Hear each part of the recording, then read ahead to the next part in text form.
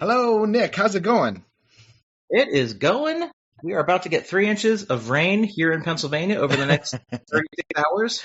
If it Uh-huh. was snow, if it was snow, if it were 15 degrees colder, they said we would be getting 40 inches of snow. Oh, wow. Okay. Well, 15 degrees is quite a bit though. So, We'll settle for the 3 inches of rain, yeah. which, yeah, will be Noah's Ark level. In Tennessee, if we had 3 inches of snow, we'd be shut down for a month. That's actually not a joke. We would be shut down for a month. Yeah, it's crazy. But anyway, hey Nick, I got some an interesting kind of thing the other day. Kaylee and Desi, my teenage daughters, kind of gave me the heads up. They asked me what my Spotify Wrapped was, and I said, "What a hubba hubba?" And they said, "Yeah, it's like your report for the year." And I said, "I don't know what you're talking about," but they showed me. It's up on the toolbar, up on the right. If you scroll across on your Spotify kind of home page on your app, anyway, it gives you kind of your statistical report for the year, which is pretty cool actually. It tells you who you listen to the most and how many minutes you listen to them and the genres that you kind of listen to the most. So I just thought it was kind of fun and interesting. And I'll give you my top five. I didn't know if you had this, Nick, if you're able to look at your top five at all, if you could pull that up or something, that'd be cool. I'd love to hear that. With the last 5 seconds when you told me about this, I clicked into the app and found the report, but it's like I guess on the app it's more like an audio report. So I'll let it play and then see if it'll give me a summary afterwards while you give us the. Oh wait, hold on. You're right. It's here too. Oh wait, no. Okay. Well, we'll let that do its thing over there, and then you give us your results. Yeah, so just a few kind of highlights for me. It was 18 different genres, which I'm quite proud of. I have a very eclectic taste in music, and so, yeah, that sounds about right. Absolutely. 2,076 songs over the course of 2023, 25,459 minutes, 837 unique artists that I've listened to, and my top songs were all from the band King and Country. I think I listened to for King and Country a lot, so they were all from that band. My top artist, though, was not for King and Country. It was one that you've heard me talk about on the podcast before, Daughtry. I just listen to Daughtry constantly, especially when I'm working out. So number one was Daughtry. Number two for King and Country. Number three, my sister would be happy to hear this, was the Beatles. That was number three for me. Number four. Funny you say that. What's Funny, that? Rick, I just saw a Beatles cover band last night. Last night, at really? at a restaurant in Collegeville with some of my buddies. So it was were they good. Musically they were very good. They were different. It was a different mix. It was eclectic, as you said, but they did the Beatles some justice. So were they doing the early stuff or the kind of the hippie stuff or everything? They did 4 sets. I mean, they started playing at like 8 p.m. and they didn't finish till 12. So they played it all. Oh wow! Yeah, it was very cool. It was more Whitney than even I. Whitney, even more Beatles than even I can stand. So it was a lot. Okay. Well, that sounds fun. Number four for me, I think I've told you before, I went through the Phil Collins autobiography earlier this year. And so Phil got number four for me. And number five, a little throwback to the 90s, Hootie and the Blowfish. Apparently, I listened to a lot of Hootie this year, which was a bit of a surprising for me. But anyway, that was my top five. So it's just fun. That Spotify Wrapped, I think, is new this year. First I've ever heard about it. And it's just kind of fun. If anybody doesn't know about it, go on and check out your stats. So, Nick, were you able to see any of yours? So, here's the thing. And I'm wondering, I know this is wrong. Not wrong, but we have a family plan, which means Bella, Talia, and Danielle's mom also have the Spotify accounts. And this looks like it has combined all of them. Oh, because my number one artist for the year is Morgan Wallen, and I don't listen to any Morgan Wallen. So interesting. That's all Talia. Our number two artist is Chris Stapleton. Talia is a big country fan? Yeah. I would not have guessed that. That's interesting. Mm-hmm. All right, Talia. She's Kaylee will be happy to hear that. Oh, that's interesting. You definitely got to tell Kaylee that. My first artist that really comes in that I know I was listening to would have been number 4, and that was Whitney Houston. Shockingly, was wow. Okay. I listened to a lot of Whitney this year. I'm sorry, Tina Turner, not Whitney Houston. I keep saying Whitney Houston. I don't know. I'm on a Whitney Houston kick for some reason. Tina Turner, and then Taylor Swift was number 5, and that is a combo of me and Talia, I believe. Okay. So, yeah, quite Did a I hear Chris combination there. Stapleton in there? Chris Stapleton was in at number 2 because Danielle, me, Talia, Oh, that's even Bella everybody. listens to a little. That's a little bit of everybody. So Gotcha. that's how he climbed so high. Gotcha. Although he is excellent, so that's definitely not a total surprise there. And it looks like 2,314 different artists. Oh my and number one genre, which is still mine, probably because I listened to playlists during the day at school, was soft rock, which definitely is a fitting. That makes sense. I mean, that's right up my alley. Yeah. So yeah, that turns out I have a bit of a Wrapped too. Shock. I wish Apple Music did it. Apple Music's my usual. Oh, really? You listen to that more? Okay. Yeah, in the car, and then like I've in earlier years, starting as far back as like 2004, I'd started making playlists on Apple Music back when it was iMusic or at whatever. Remember way back when library, Apple Live Music Library. Yeah. So yeah, I kind of carried on with that, which is a waste of money, obviously, but definitely plays in there. Oh, here's the Whitney thing. I knew there was a Whitney thing. The top song was "I Want to Dance with Somebody." That's the song that played the most this year, which was Whitney Houston. Followed by "What's Love Got to Do with It" by Tina Turner. Okay. So that kind of explains. Then it goes to the country stuff, breaking some of that down. Wow, yeah, it's really cool. I could definitely get wrapped up in that for a little while. Yeah, that's pretty fun. Yeah. Yeah. I'll have to tell, and I will have to tell Talia about that so she takes a look at it too. Yeah. Yeah, that's good stuff. Neat. Well, Nick, I've got a blog for us here. Now, you haven't had a chance to kind of see this one in advance today, and that's very intentional.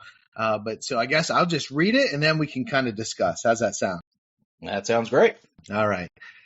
Professional educators and counselors have a unique and powerful role in shaping the lives of young people. Like Spider-Man, they're called to be heroes, to use their gifts and talents to make a positive impact in the world. One of the key responsibilities of educators and counselors is to instill faith in their students and clients. This means believing in their potential, even when they may not believe in themselves. It means encouraging them to set big goals and to never give up, even in the face of adversity. Hope is also an essential value for educators and counselors. It means providing a sense of optimism, even in the darkest of times. It means showing students and clients that there's always a way forward, that there is always a solution to the problem they may be facing. Finally, educators and counselors must embody a sense of optimism. They must believe in the power of positive change, and they must be willing to take risks and try new things. They must be willing to be creative and think outside the box in order to help their students and clients achieve their full potential. In the end, professional educators and counselors are like Spider-Man in so many ways. They're called to be heroes, to use their gifts and talents to make a positive impact in the world. And just as Spider-Man has a responsibility to use his powers to help others, so too do educators and counselors have a responsibility to use their skills and knowledge to help young people reach their full potential. Through instilling faith, hope, and optimism in their students and clients, educators and counselors can empower them to overcome any obstacle and achieve their dreams. They are the real-life heroes that can change the world, one person at a time. Very, very, very nice. Love the Spider-Man metaphor / analogy used in the comparisons there.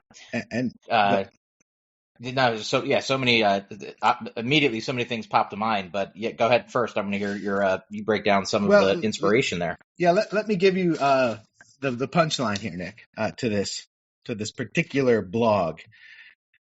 This blog was written by ChatGPT, and my prompt was, write a 400-word essay to inspire professional educators and counselors.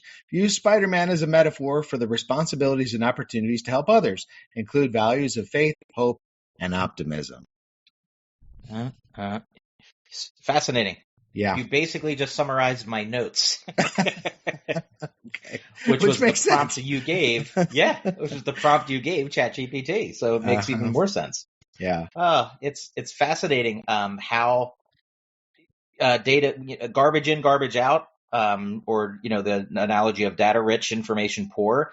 The more you give the ever increasing power of artificial intelligence, the more specific and good, for lack of a better term, output you're going to get from it. You know what I mean? So, you encapsulate like these very specific things you want it to do, and then it gives you what you asked for. Had you been less specific, obviously it would have taken a different direction or a different tone or whatnot, but you pointed it, essentially laser beam focused it to what you wanted to get out of it, which is fascinating. Actually has a lot to do with what we've been talking about with some of my administrative team over the past week. We,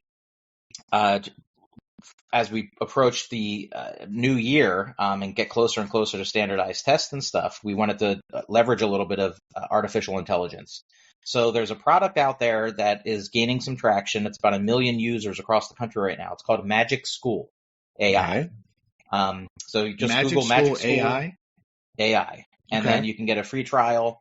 And you can see all the different things it can do for a teacher. But this is basically a specific artificial intelligence generator for teachers. And I'm just going to give you a couple of the things it will do for you if you're a teacher. Now imagine this is where I'm going with it.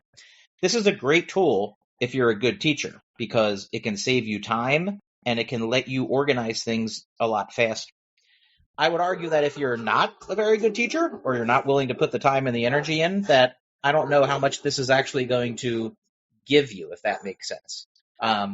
Because again, what you put in is what you're probably going to get out. You know what I mean? And you have to be willing to do some of that. So I'm logging in here real quick, since this was not initially a direction we were going. Yeah, I know. I kind of blindsided you there, Nick, but it's I know it's something that's kind of hot for everybody across educational environments right now. So I was interested in your thoughts, and you've got some. Yeah, I mean, it's because it's right up the alley of what a lot. I'm sure a lot of educational institutions are looking at it, and I know to a degree we're looking at it in a negative sense. People are like, well, how do we suss out plagiarism and unoriginal content? Whereas we should be looking at how can we be leveraging it to use it in a positive way. So just imagine if you're a teacher and you pull up your home screen and here are the things available to you. You've got a search bar at the top of your screen that gives you the following organizational categories, okay? Planning, lesson and unit, content, questions, intellectual prep, student support, communication, and community tools. Then you go below that. And then listen to the different templates you have to plug into AI.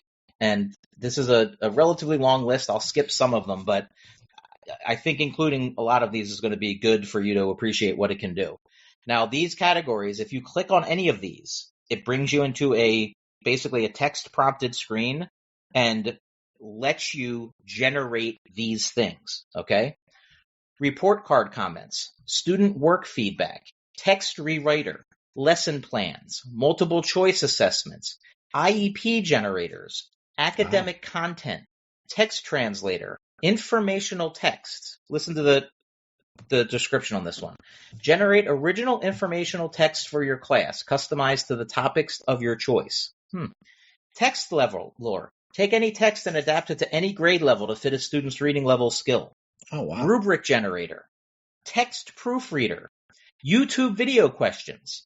Give it a YouTube video link, and then it'll generate questions at whatever level you wanted to generate questions about. Oh, man. That's cool. Math spiral review. Generate a spiral review problem set for any math standards or topics. Data table analysis. Song generator. Write a custom song about any topic. Decodable texts. Text-dependent questions. In Pennsylvania, it's called TDA, text-dependent analysis. It's one of the biggest weaknesses we have on the standardized tests. This writes them for you. Depth of knowledge questions. Generate questions based on topics or standards for each of the 4 depth of knowledge levels. So how good is the question you're asking? Now you know what you're getting. Math story word problems. SAT reading questions. Unit plan generator, multi-step assignment. Social emotional learning lesson plan. Generate a social emotional learning lesson plan for students in any grade level. Behavior intervention suggestions. Boy, that's a big one for me. Good grief. That's awesome. Right? Okay. Yeah. Multiple explanations. Choice board. Social stories. Generate a social story about a particular event to help a student understand what to expect. vocabulary-based text, exemplar and non-exemplars. Have AR write exemplar and non-exemplar responses to specific assignments to help see what is expected. And on and on and on. There's that. I went through about half of what's available. It just keeps common misconceptions, team building icebreakers. You name it, it's all here.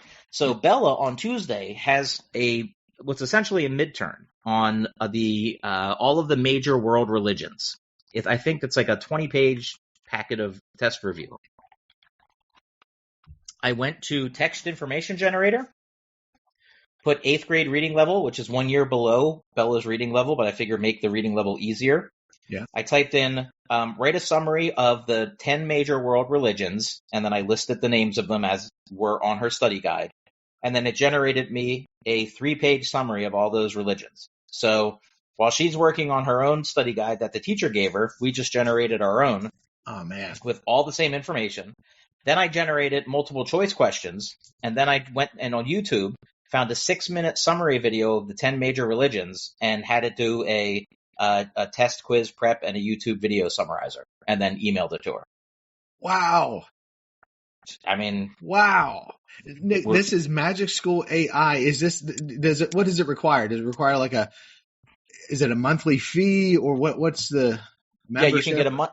Right now they're offering a month free. 1 month free. So anyone can try it 1 month free. They have an enterprise account edition for institutions to buy, Okay. Mm-hmm. or for $70, you can buy an entire year of all of it.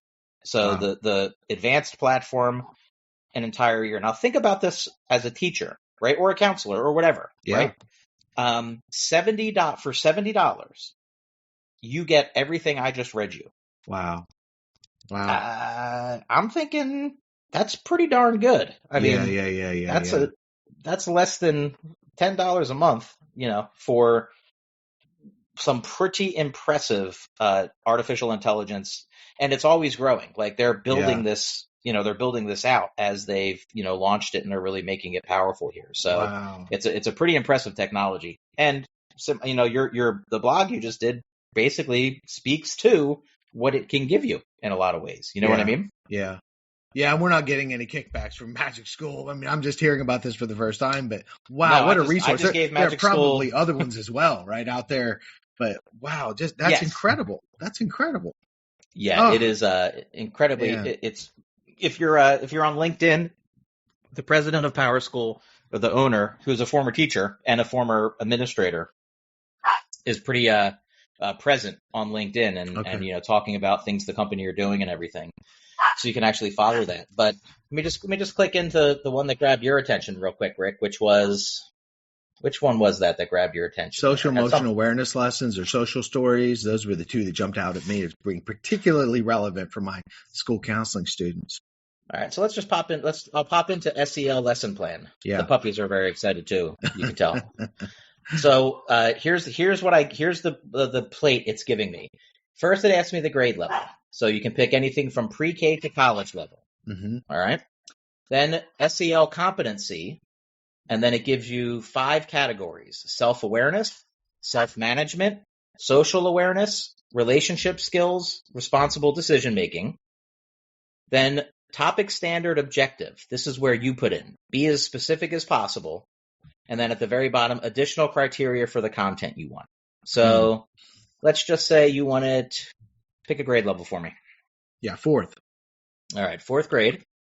And then pick one of those competencies. Give me self-awareness, self-management. Mm-hmm. All right, self-awareness. And give me a topic or a standard you want this lesson plan to be about. Students will better understand their reactions to anxiety.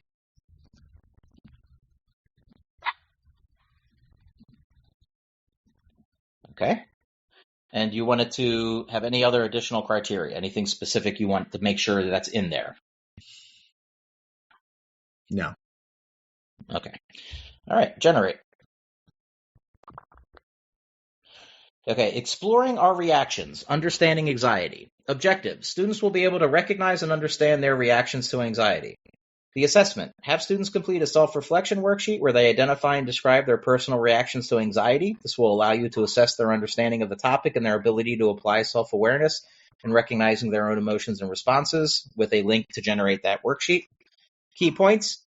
Anxiety is a normal and natural human emotion. Everyone experiences anxiety differently. It's important to identify and understand our individual reactions to anxiety. Recognizing our reactions can help us cope with anxiety in a healthier way. And I'll just do the opening as one. So it then organizes the lesson into the following categories: opening, introduction to new material, guided practice, independent practice, closing, extension activity, and homework. So for the opening, begin the lesson by asking students to think about a time when they felt anxious. Write their responses on the board. Engage them in a group discussion, including the following questions. What is it like to feel anxious? How do you know when you're feeling anxious? What are some things that make you feel anxious?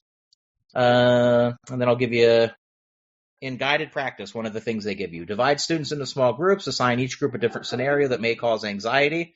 The scenarios are below, such as talking in front of the class, taking a test, etc. Then it gives you all the other pieces to it as well. Then after that, it gives you another prompt bar to do a follow-up, and it actually offers you additional prompts that it thinks you might want to ask. So, for example, the two it offers for this is, what are some examples of anxiety-reducing activities? Or how can teachers support students who have difficulty identifying their reactions to anxiety?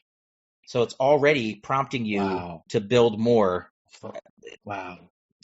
It's impressive. That's unreal. That is unreal. What an amazing resource. Oh, man. I love the way you're framing it for us too, Nick, is that, we have lots of concerns about AI, or in plagiarism, especially in my field, is something we have all kind of hypersensitive about right now. But gosh, just the potential as a tool for teachers and for counselors. Wow, it just seems, you've already blown my mind today.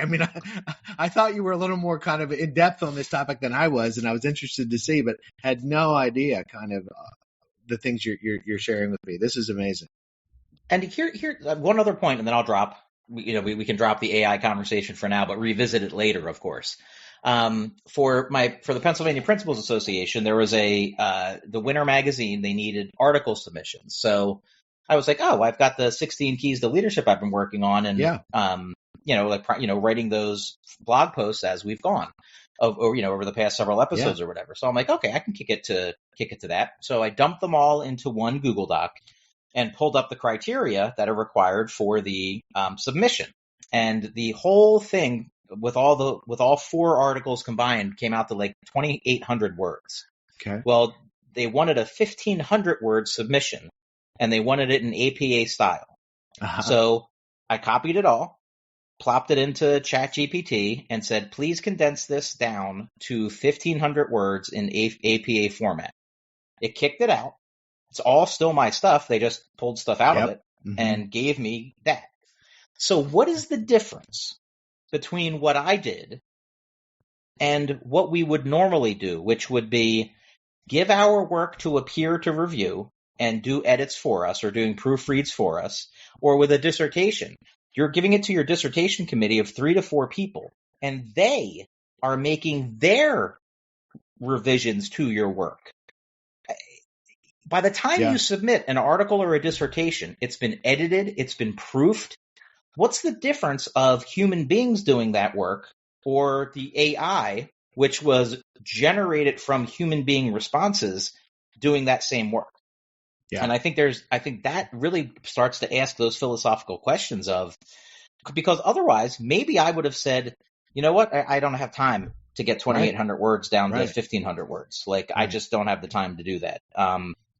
But then all of a sudden I did, because I had a revision tool that was able to do it for me. Now, maybe some people think, well, that's still cheating, but it's a fascinating question, right? It is, and I know it's all opinion when you ask that question, but that doesn't seem like cheating to me. This is your original work. That's right. Not at all. It may be edited, but correct. That is really cool. That's really cool. And 2 quick points I want to make on that, Nick. One is, I do talk with my students once in a while, because this is such a hot topic in higher education, I actually suggest to them use ChatGPT or another AI tool in order to help with your APA formatting. Because my grad Yes. students, that is the one part where they typically kind of mess up. And it's understandable because it changes every few years and it's so detail oriented. I've been doing it for years. I still don't remember all the rules, right? So Sure. but that's a great way that they can, they should check it just to make sure. But ChatGPT or other AI tools usually do a pretty good job at that APA formatting. Saves a lot They of do. time and improves student scores. So I actually recommend to my students to go ahead and check that out. Not only is that a great recommendation, Rick, here's something else it does. What's one of the things we talk about a lot with higher education these days, right? That costs for students have gone sky high. You can barely afford tuition.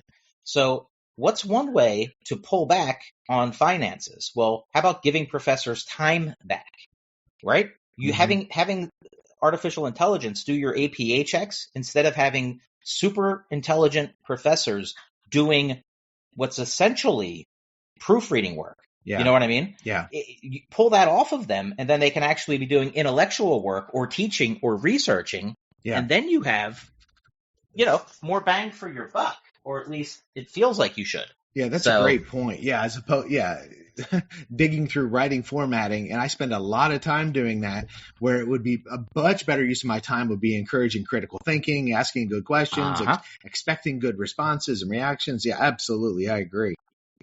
Yeah. Yeah. Such a good topic, and still a good blog post. It turned out okay. I don't know if we should put it up on the website, but because of what it is. But man, thank you for sharing your thoughts and experiences and resources, Nick. You've given me a lot to chew on, and I'm definitely going to chew on it and recommend to my students take a look at Magic School AI as well. Another thing I want to mention before we switch topic, Nick, is that we're right here at the end of season 1. The excellent EdVenture, but we're still not quite finished up with those 16 strategies, right, for education. Oh, right, yeah. And so we're going to have to kind of lead that kind of for the start of season 2, I think, for you to finish up and give us, I think, 13 through 16?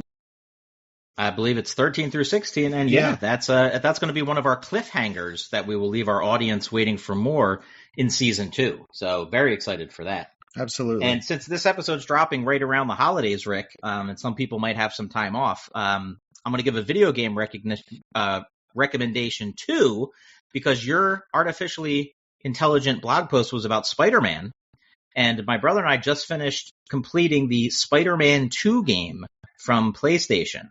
Okay. It was excellent. So the first game was called Spider-Man. It takes place in its own universe. They call it the Insomniac universe because that's the company that made the game. Their follow-up came out when PlayStation 5 was released. It's called Miles Morales. So it's the Marvel. I'm dropping. He was first introduced in like the Ultimate line of comics, and he's in Into the Spider-Verse as well. And then the sequel, Spider-Man 2, was like the culmination of both of those games becoming its own thing.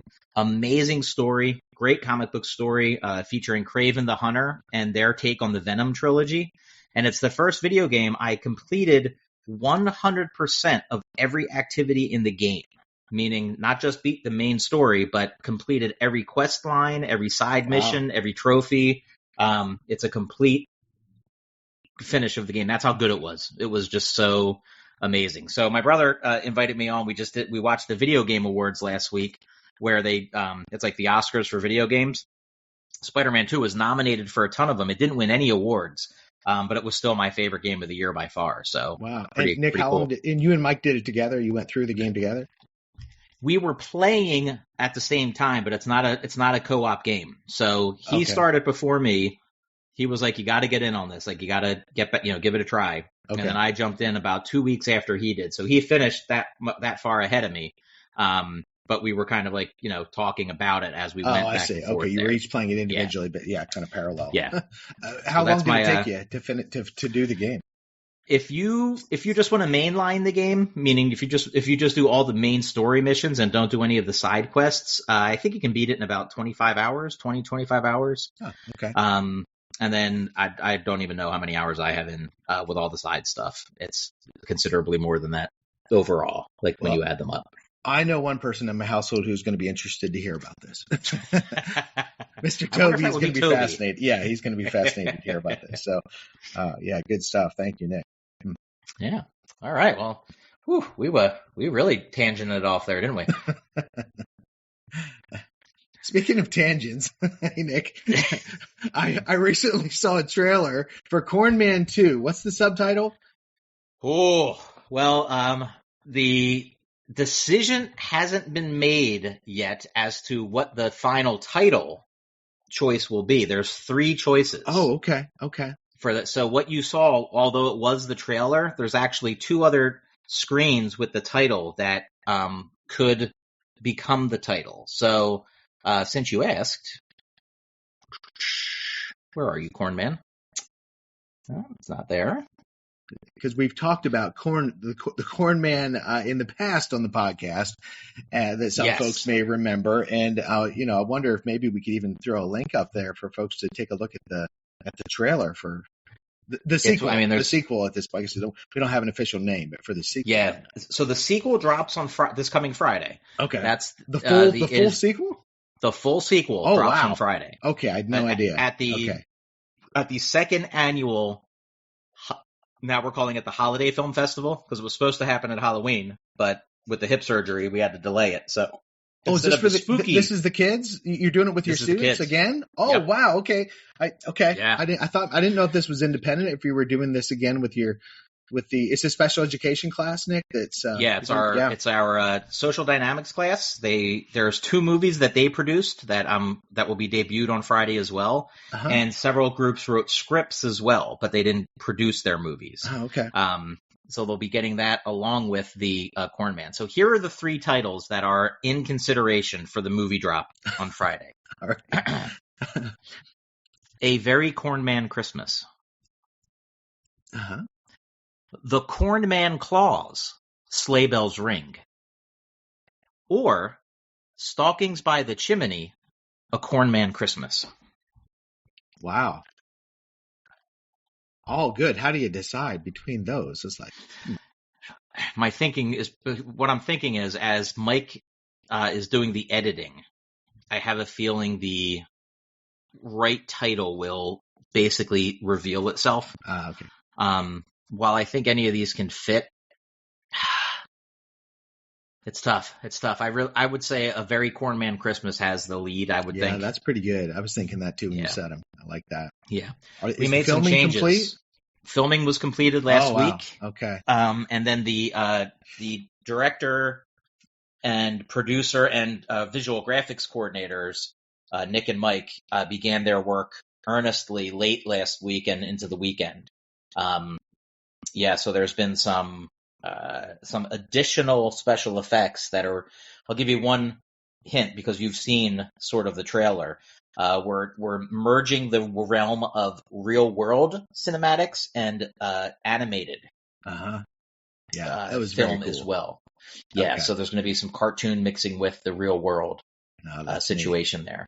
Yeah. And the plot, does the song, because there's a custom song for the Corn Man, which is just amazing. Can you tell a little bit of that story? And does that find its way into the movie or into the? It does. I don't know. Yeah, credits. It's being worked into the movie, which is just fantastic. So one of my brother's friends, his brother works on a variety of Star Trek shows and does sound design, and he's also a musician. And when he heard the Corn Man story and saw the movie last year, he really got into it and really liked it. So he was talking to Mike a couple weeks ago, and he was like, "Man, I got this great idea for a Corn Man song. I think it should be kind of like a little bit of kind of like Creed, like a little Black Sabbath, a little hard rock."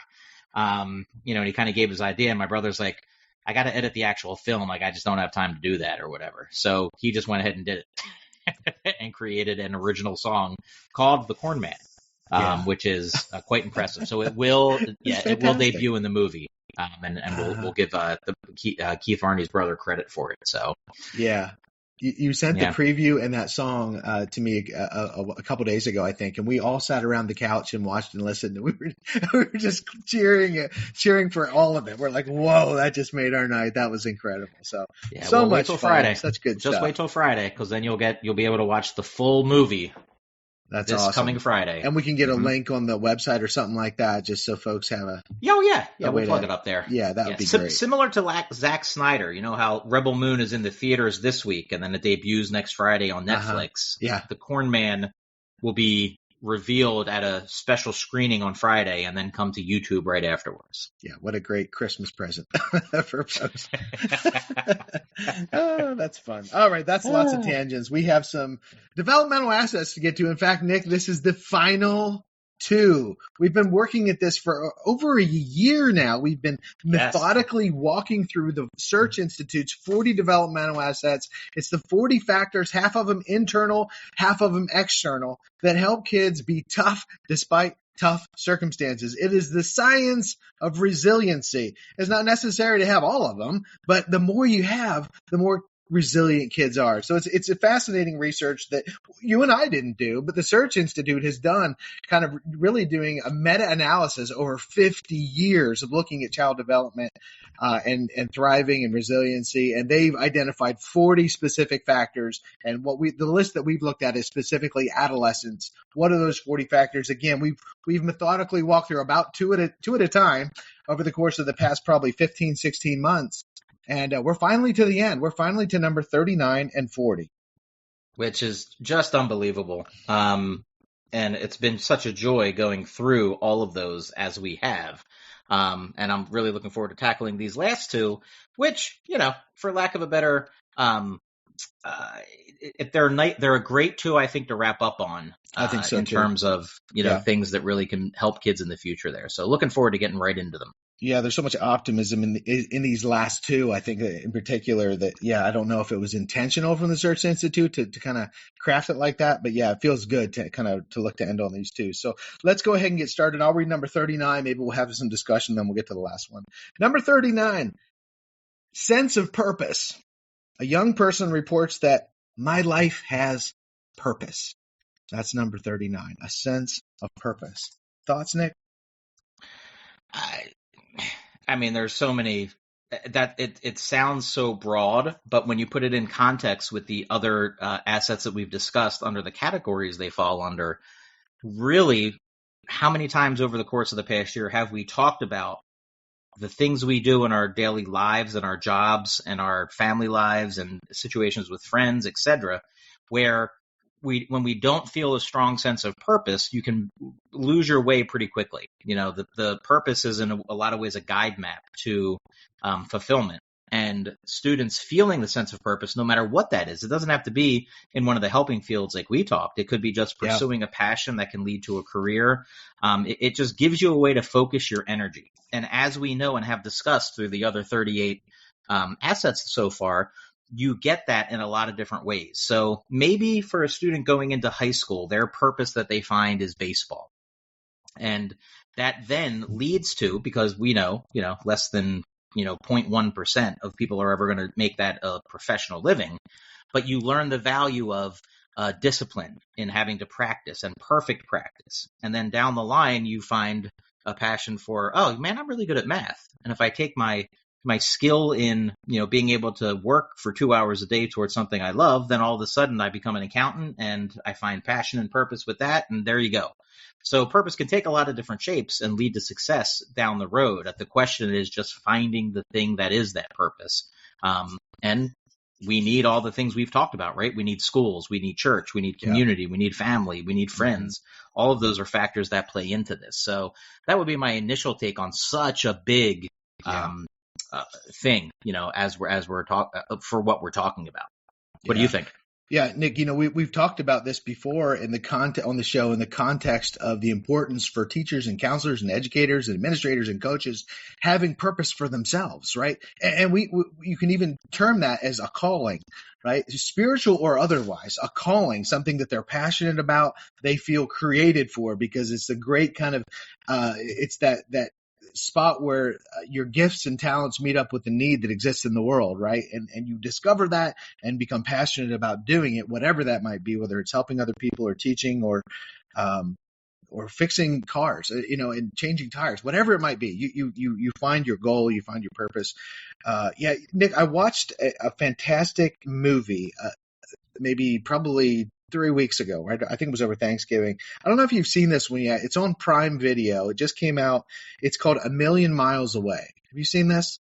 No. Oh, Nick, you got to watch this movie. It is fantastic. It's the true life story of Jose Hernandez, who is from a devoted family of proud immigrant workers in California.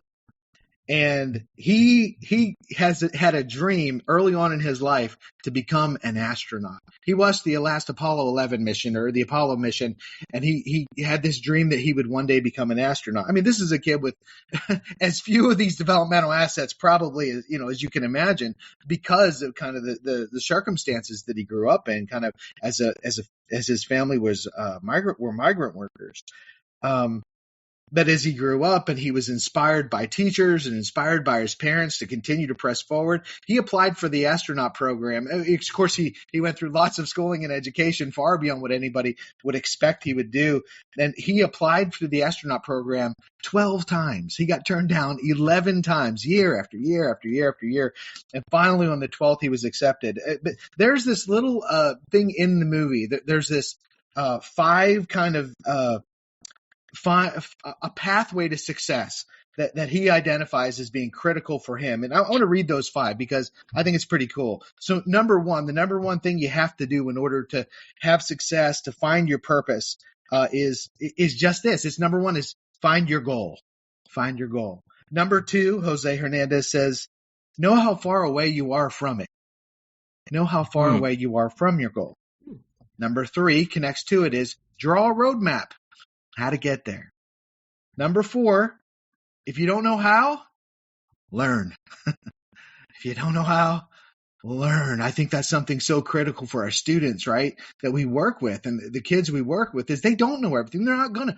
We don't know what they don't know yet, because the world and technology is changing so rapidly. We can't prepare them for everything, right? Even through an amazing K-12 education. So what they need to go out and graduate into the world with is an idea of what I don't know, I can learn. I can learn, and I need to learn.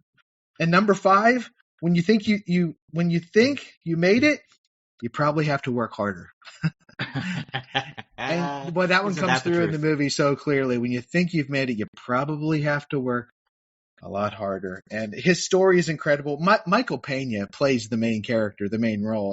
He's awesome. Right? He's a great actor. It's such an inspiring movie. Highly encourage folks to check it out. Again, it's on Prime Video if you do have Prime. And we just really enjoyed it. We all sat around as a family and watched it. And I think this one, so many as educators, our teachers who listen in, our counselors who listen in, what amazing opportunities we have to kind of help kids discover their purpose, right? Just by exposure, because we're all limited to some extent of, well, I know what my parents, maybe I know what they do. Maybe I know what my grandparents do, or, my uncle or so. And I know the teachers, I know what they do, and my coaches, what they do. But, that we have limited perspective often. And so I think as parents and as educators, as coaches, we have this opportunity to kind of broaden horizons and perspectives and help kids kind of see all the many opportunities out there for them. Because you never know what's going to catch. For that kid, for Jose Hernandez, it was watching on TV the Apollo mission, right? It caught, and then he got a lot of support and encouragement. And I'll save a little piece of the encouragement that his teacher gave him for when we get to 40. But just an amazing movie, and just a good reminder of the opportunities that our educators have every day to make a difference in kids' lives. Yeah, the thing that caught me the most with that whole example you said, Rick, was the pathway to getting there. And we talked so much about helping kids find some purpose, but we sometimes also forget about the kids who know what their purpose is, but don't know how to get there. And as the world becomes more connected from an informational perspective, it becomes so much easier to know how to form a pathway to do that. You can get your hands on any information. You can figure out how to become anything. Sometimes you just need the help to be able to do that, especially when you know where you want to go. So Yeah, that part really stuck with me there. Yeah, and the cool thing, well, I think an important thing when we're doing this with kids, and really with anybody, with adults too, is we don't just talk about how to do it, but we create visuals so people can kind of see, I mean, visually with their eyeballs, can see how to go, what the steps are and how to go from one spot to the next. Actually see that 4-year degree written out, or that apprenticeship actually written out, right? Or a little cartoon kind of thing that I printed off the internet representing kind of that apprenticeship that I'll get after I graduate high school. Whatever it might be, that I think those visuals are really, really powerful. And again, I try to encourage my school counselors who are highly involved in doing vocational work with students to do visuals, to not just talk with students, but to work with them to create visuals, because so they can see what it is they want to do and how to go about doing it. I mean, absolutely. It's really amazing that these are the final two, just because they are so powerful. And we're providing ways to get to where you're going. You know what I mean? And that roadmap. And I do have one example, but we'll save it till we get to 40 here on the next one. Yeah, because it's so connected, isn't it? Number 40. Yeah, let me go ahead and read it. Okay. Yeah. So, positive view of personal future. The young person is optimistic about her or his personal future. Building on 39 to 40, I think it's, you've got a pretty clear build of like where this is going in terms of what these two assets are particularly leading towards. And, having been in unfortunately in a district where over the past couple of years we've had, several deaths by suicide and things like that, it becomes clear how important, optimism in a sense is. And that's not toxic positivity we're talking about. That's talk of being able to, I want to say this the right way, to be able to take a look at the things happening in your life objectively, right? Which means if there are bad things happening, you can see that too, but also to be able to take the good with the bad and to find more of the positive where you can, to say, how can this adversity provide a way for me to grow? Or that old saying of tough times don't last, but tough people do, that you're capable of getting through this or working through, these negative times. It's difficult to do that. And again, we talk resiliency all the time. If we don't put a focus, whether it's as a family, as a friend, as a school, as a community, as a church, again, to, name all those different organizations that kind of surround themselves around a kid, we have to show how that's possible. And we know, leading by example is a way to do that. But also you got to practice that. You got to give kids situations where they can learn to generalize that type of skill. And if you don't live in a home where people have the mentality of taking the good from the bad, or as we like to say, either you run the day or the day runs you, right? Be a victor, not a victim. Then you have to practice that. And someone's got to give you the tools to do that. Otherwise, it's much easier to fall into the negative trap. What's the, for every negative, for every one positive thought to every 10 negative thoughts we have, or whatever, there's, that research or whatnot. So this is one that it sounds good. And it sounds like, well, all we have to do is provide a good environment. I would argue that we do need to teach this explicitly, and put a focus on it as well. Yeah, Nick, it's not about dismissing the negatives, not about just kind of, well, let's just ignore the negatives, pretend like they're not there, and let's talk about the good things, right? No, we use the kind of challenges in our lives. We learn, how can we flip the script? How can we use this challenging situation as a positive? How can we learn and grow based upon what we've gone through? And hopefully if we're ruminating on anything, it's about positives. It's about optimism, and we're not allowing ourselves to kind of ruminate in things that are unhealthy or unproductive. So again, not dismissing, but growing from, appreciating, even validating the challenges that we all have. Those things is critically important. And look, we're not going to get it perfect, right? We're not going to model it perfect as parents and teachers, but we can intentionally try to do it well for kids. And to model it well for kids, and honestly for ourselves too, right? So we're productive, and so that we live a life that is appreciative and happy. Nick, I was talking about this A Million Miles Away movie that I watched a few minutes ago about Jose Hernandez, and there's a teacher, and I was trying to Google her name before the podcast, and I couldn't find it. But you'll know right away when you're watching the movie. It's the teacher that makes a real impact on him. And she says to him at one point, she gives him all kinds of like encouragement and support and enriching kind of activities. And she says to him one time, "You are a force of nature." She like whispers it into his ear. And it's such a powerful moment in that movie that he just grabs. You are a force of nature. And I thought, yeah, this is not toxic positivity. This is very specific encouragement and positive labeling, right? This is you. This is who you are. And I always encourage my school counseling students to look to do that, attach these positive labels that are meaningful to kids, right? Man, you are a hard worker, right? You are an overcomer. that right is to attach these positive labels that are meaningful, not just, well, you rock, right? I mean, not that we'd never want to do that, but it's not all that meaningful. It's going to kind of go one end area and out the other. But these positive, meaningful kind of labels are so important. Now, I think back in my own, I'd be curious, Nick, and I know we've talked about this a little bit before, but curious if anybody comes to mind for you that maybe did that for you as you were growing up, that attached some of these positive kind of labels that helped you to be resilient and optimistic about your future. And I had two people, and I mentioned before in the podcast, that come to mind for me is Dr. Richard Hasler from Penn State. He encouraged me far beyond what I thought I could accomplish on my own. He believed in me when I really didn't believe in myself. And he helped me develop kind of optimism and about what my potential was, even beyond what, again, I think I had.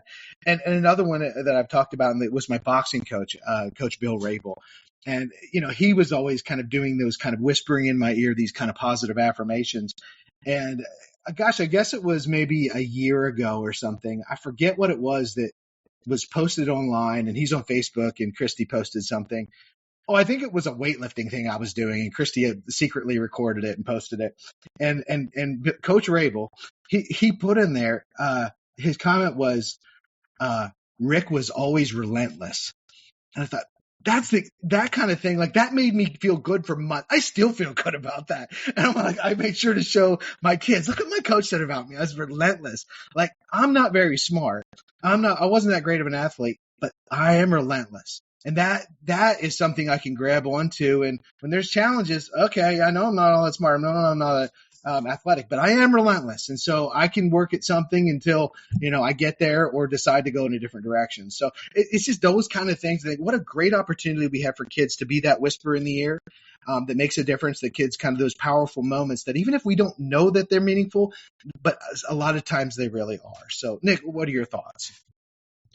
Well, I mean, we've talked all year long on the podcast about the importance of the people who give you that positive energy or the motivation or the kick in the pants that maybe you need to be successful. You know what I mean? So we've talked before. For me, I had my dad who did that, and my coach from high school, Mr. Nodecker, who did that for me. So my dad was the one who always said, everything you've ever put your mind to, you've achieved.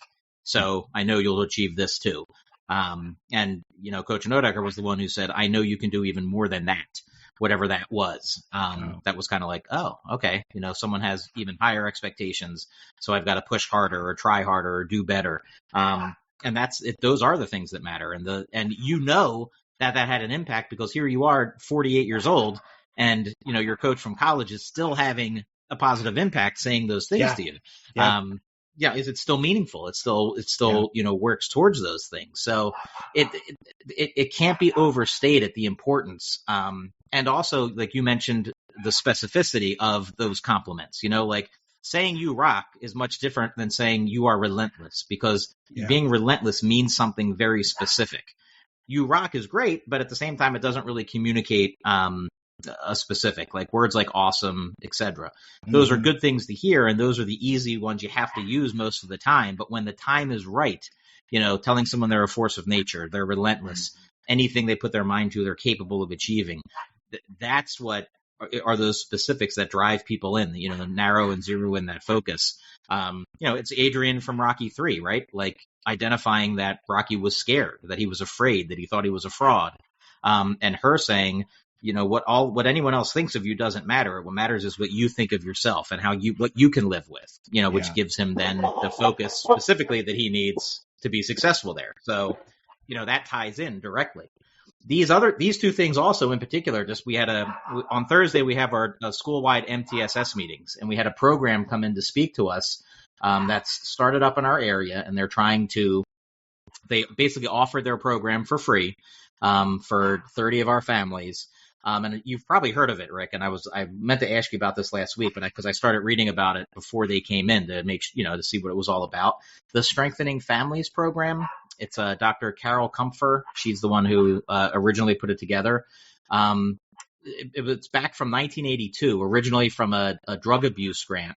But they did tons of research, on identifying ways to improve family bonding, increasing parental involvement, positive parenting skills, positive communication, family organization, reducing youth aggression, pro-social behaviors, youth social competencies, basically the assets, you know what I mean? And actually, I'm pretty sure they're wrapped into a lot of what you see here. And then they took all that research and they took everything that was proven at that point and put together a program that was offered to an entire family, which is what these people came in and are now offering us to run a 7-week program where they have vehicles. They'll pick the families up from around the community, bring them to the building, feed them, and then do these teachings, you know what I mean, to improve all that. That's as it was being presented. I'm like, that's what we've been talking about for the past year. That's what these 40 assets are, because it's not just the school. It's not just the family at home. It's everyone working together to develop these things, to give families a fighting chance. And normally, when I hear programs that are out there and whatever, I always try to help and assist, but it just kind of clicked with this particular one. I'm like, here's something that's free. Here's something that's research based. And these people care enough that they've actually thrown their own vehicles into this, where, they're going to go pick up our families in the community because they otherwise couldn't get there, to try to make it happen. You know what I mean? So for me, it was like, this is a great final example of what we've been talking about with the assets, over this time period. Wow, Nick. Yeah, that sounds fantastic for sure. You said it's free. It's a free program just in your community, or is this something that's spread out over multiple states? The Strengthening Families program, it's national. Okay. But basically, it's sponsored through our Chester County Children and Youth Services, Children, Family, Youth Services. Yeah. So that's where they get the funding, and all of the people in this organization are paid. Like, this is, these are real professionals doing this job, coming in. But yeah, the program itself is offered for free because it's sponsored through children and youth, essentially. And, they can run up to 2 sessions, which I think 15 families per session. So that's 30 families. Wow. That have the potential to get some serious training that otherwise, think about what that would cost in regards to like therapy, counseling. Yeah, really. Whatever context you put that in.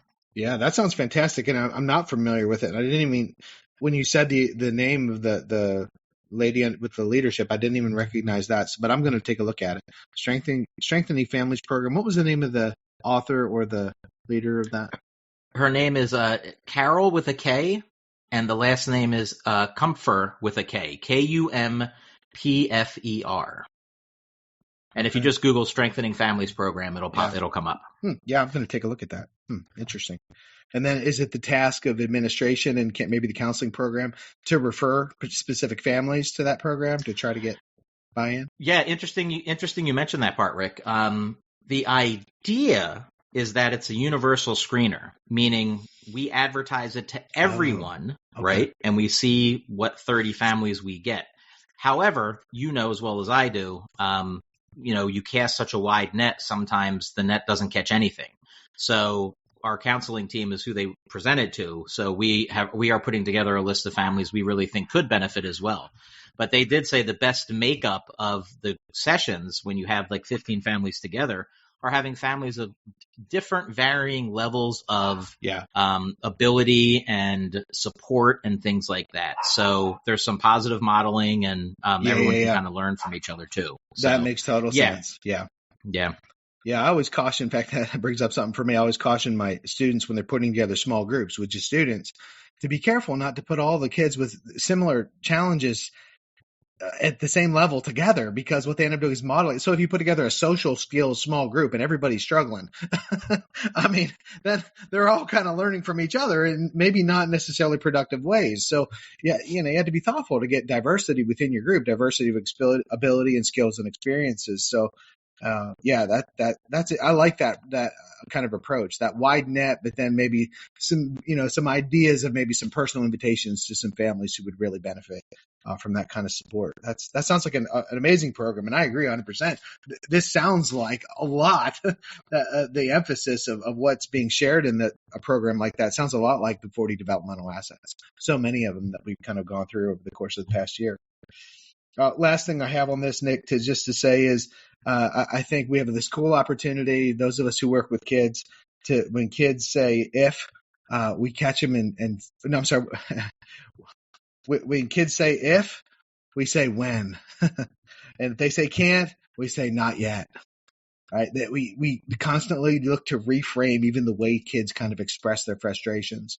Right? Well, if I get a chance, when you get a chance to do this, or you can't, not yet, but right. So we're leaving space for kind of positives and for kids to grow. So, yeah, that's a good one to end on, this positive view of a personal future. Hard to believe we've reached the end of the 40 assets after all this time. I remember starting off, we're like, man, we got so far to go. And here we are pulling in 39 and 40, which then brings us to our final season 1, Every Rose Has Its Thorn. And Rick, why don't you tell them what our rose and thorn is going to be for this week? Season 1, Rick and Nick's excellent adventure, Rose and Thorn. Seems like a good one to end on, doesn't it? I've had a year of these. Seems perfectly appropriate given the circumstances.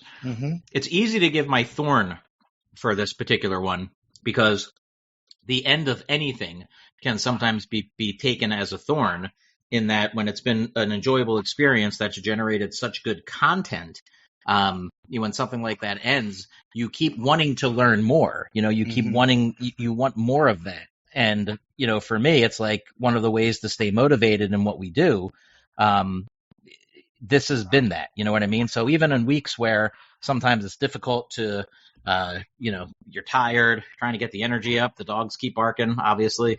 That once it gets rolling, there's going to be so much good content that comes out that's going to make you better at what you do, whether that's at the job or anything else there. So my thorn initially is simply the end of a particular set of the assets in particular that we discussed. Yeah. But of course that becomes a rose in a sense too, because then it just leads to whatever the next iteration becomes as well. So, but I'll start with that as a thorn.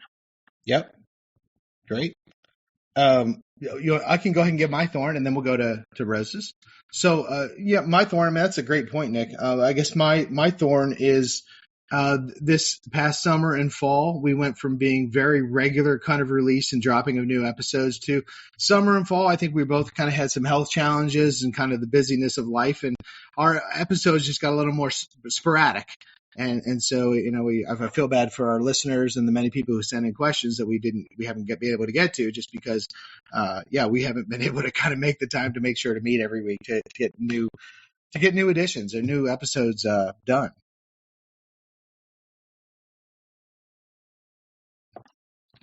It's the thing that makes anything successful in time. It's the Keanu Reeves and the it's like the Bad News Bears reboot almost, the showing up part, and then it becomes consistency. So absolutely, as that happens, because then you have to reconnect to whatever the previous assets were, remember where you were, and kind of pick up there. So yeah, for sure. And that's a challenge that and all creative people, anyone in the arts field who is trying to do things on top of their life responsibilities, when it's not their primary source of income or things like that, it makes it really difficult, and a challenge, and reminds us that, life gets in the way, that the old saying, man makes plans and God laughs. Mm-hmm. So, everything happens in due time, which definitely, but yeah, for sure, that's a good second thorn.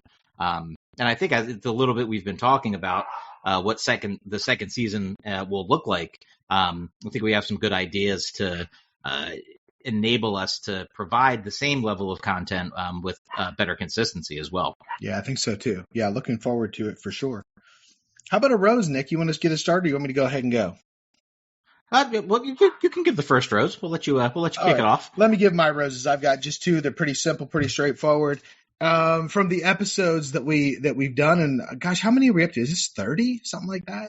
30, episode 30. Episode 30. Yeah, two of my favorites have been our guests when we had guests on the show, and we had our good friend and elementary school principal Carl Funseth on the episode. That was just a ton of fun, and I couldn't stop laughing, and just enjoyed him. He had a lot of great things to say about, that transition of kids going off to college, and that was helpful for me, as I've seen Kaylee since that time go away to college and get her first semester kind of done here over the past couple months. So that one, and then we had Katie Beth Farakis, who was on The Voice, and just really enjoyed Katie Beth and getting to know her husband a little bit as well. I don't know how much of that was on the podcast, but man, he seems like such a great support for her. So we just really enjoyed those two interviews and just kind of shaking things up a little bit on our sessions. And then the other thing I would mention is, some of the content that we were able to kind of pull out of that and do that presentation out in Arizona, where Christy and I were able to spend time with you and Danielle and just really enjoy Phoenix and the Scottsdale and Sedona. That's where the vortexes. We just had a blast out there. That was so much fun, and we've even been accepted to come back out there and invited to present again next February. So that's been just some kind of fun things that have kind of grown out of the podcast. So yeah, those are just a few. Yeah, I think that the special guests are for sure a definite highlight, particularly considering who those guests were, as you said, for sure. I was going to actually go for the first rose. I'm going to go with the blog segment, in that I had no question that there was going to be great content as we discussed the assets, which I think definitely played itself out. But being able to look at the different blog entries each week really became the highlight, I think, of the show for me, just to either be writing one of them or to be seeing what, being in a position to have to generate one, and put the thinking into that, but also seeing what you were going to come up with on your weeks, which really, I think, it gave a good either feed to the assets or just a kind of like a slightly different topic that went along with the assets as well. So that really was one of my big pros of looking at 30 different blog posts that have come out of season one, that really, if you compile them or compile them episodically, could be the beginnings of a book, or who knows, like a lot of different things there. Or a brochure. Or a brochure that is going to speak to saving the world down the line, which clearly is happening, just taking longer than we thought it would. Yeah. Nick, you said one of your one of your roses. Did you have another one you wanted to share? Yeah, my other one, I think, is the obvious one, which is outside of the content of the show. Just putting the whole show together has been a good way not only to reconnect, but then to get fun family experiences, that we've already had a chance to do, whether it was coming down to visit, you guys in Tennessee, you guys coming up to visit, last Christmas, when Kayla came up and we saw Mike's show and visited tattoo parlors, the summer adventure, again in Tennessee, this past summer, followed by the trip to Lynchburg, Virginia, for some camping excitement. And then, of course, planning the Wild West adventure coming up this coming summer, in addition to Phoenix and all the other awesome things. So, it's you can't understate the importance of reconnection there. And we've talked about the assets and like how we try to impart and teach them on kids, but I think sometimes we do forget that they still remain relevant and important into adulthood as well. And pro-social connections and applying all those things are incredibly meaningful. Absolutely. Yeah. Yeah. Yeah. Agreed. 100%. Agreed. Well, we've talked roses, we've talked thorns, and I think we have a pretty special question that's come in from the mailbag there, which once again, apropos for the time of year, I believe. It is. Holly wanted to make sure that I asked it. My youngest, Holly, just turned 8 years old just a couple days ago, and she had a question she wanted both you and I to answer, and that's this: what do you want for Christmas this year? Good question, Holly. Good question, Holly, and a loaded question. Because, the easy answer would be, I should say peace on earth, happiness and joy and food for all, all those things. But, if we're going to speak about, things we, maybe hoping for Christmas, like present wise, well, that always could look a little different there. So I'm kind of hoping for, I could use a second pair of sneakers. Because with my hip replacement surgery, I have found it's really most comfortable to wear my Brooks running shoes. And I got a pair that really have been working for me since surgery. So I asked Danielle and the girls to consider a second pair to be able to use and alternate, so that way they can last longer. So the gift of good orthotic footwear, very high on my Christmas list this year. Oh. Wonderful. Good. Yeah. For me, it's kind of, I'm with you, certainly we could go for those big things that are, not really attainable, right? World peace and situation in Ukraine and Israel and Palestine and all those things, certainly that we care about. But if we're looking at presents, what kind of presents? I always ask for the same thing every year, and either my family or Sandy comes through for me. I ask for Reese's trees. I love the proportion of chocolate to peanut butter is different in a Reese's tree or Reese's pumpkin Halloween time than it is in a Reese's cup. They're just, I don't know, they're just 10 times better in the Reese's trees. So I want Reese's trees. I want myself some Pepsi because I don't drink it very often except for special times of the year. And Christmas is one of those special times. So some good Pepsi, chocolate covered cherries. Love chocolate covered cherries. The only time of the year I eat them. But I love them, and maybe some Utz chocolate covered pretzels. So I'm all about the snacks and drinks at Christmas. And so, yeah, I'll be a happy man if I get some goodies on Christmas morning. Danielle's dad brought her a big box of chocolate covered pretzels, like the good ones, the really expensive ones. Yeah. And over the course of last weekend, I'm pretty sure me and the girls ate all of them, and it turns out Danielle didn't get any of them. Oh, no. So we might have to rectify that for Christmas Day. Yeah, it was kind of a loss for Danielle on that one. Yeah. There. Yeah. It's very true about the Reese's trees, though. There's a significant the trees, and like you said, are they the pumpkins? The pumpkins. The pumpkins. Yeah. They just have so much more peanut butter. They're so much thicker than the normal ones. Like, you just can't make it up. They're significantly better. Yeah. Although I do appreciate any Reese's in any form, for sure. True. Yeah. Yeah, those are good. I mean, those are good Christmas wishes. Any idea what the writer Holly is looking for this Christmas? Gosh, I don't have her list in front of me. To remember. Let me throw it back to you. How about Talia or Bella? Anything come to mind? Talia, in particular, wanted a new phone this year. Her phone's okay. It's getting old, and with the two, we've talked before. Having the two households, with our kids got phones a little bit earlier than they probably would have initially. So that's her big Christmas wish there. Bella's Bella doesn't ask for a whole lot. And she's pretty much satisfied with anything all the time. But she did say she was interested in trying crocheting. So Santa's busy getting her. That's kind of cool. Usually, right? Yeah, like something different, right? So we found a couple kits that had good reviews, and we got a couple of those to see if she likes doing that. So we'll find out on Christmas if that actually turns out to be something she's into. Yeah. Oh, that's neat. That's cool to hear. That's a good one. Nick, are you? One more question. That we're talking about Christmas. Are you smoking a turkey? Are you roasting a turkey? Are you deep frying a turkey? You got a plan for the turkey, for the bird?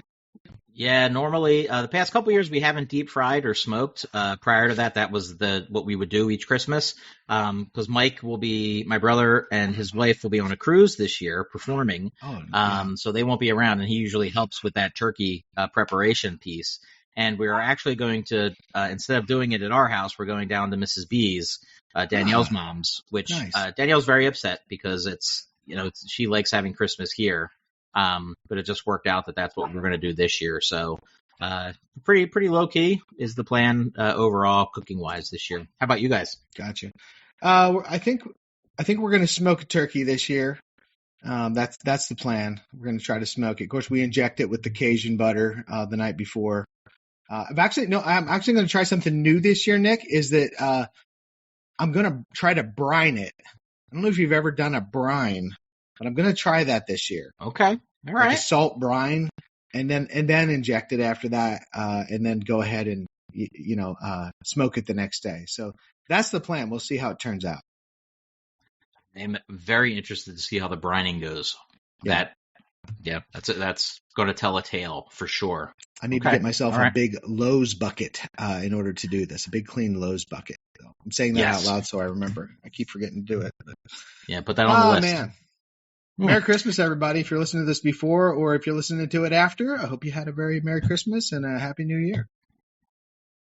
And stay tuned to the website and the blog, and we will be unveiling what Season 2 will look like and what form that's going to take in the coming weeks here.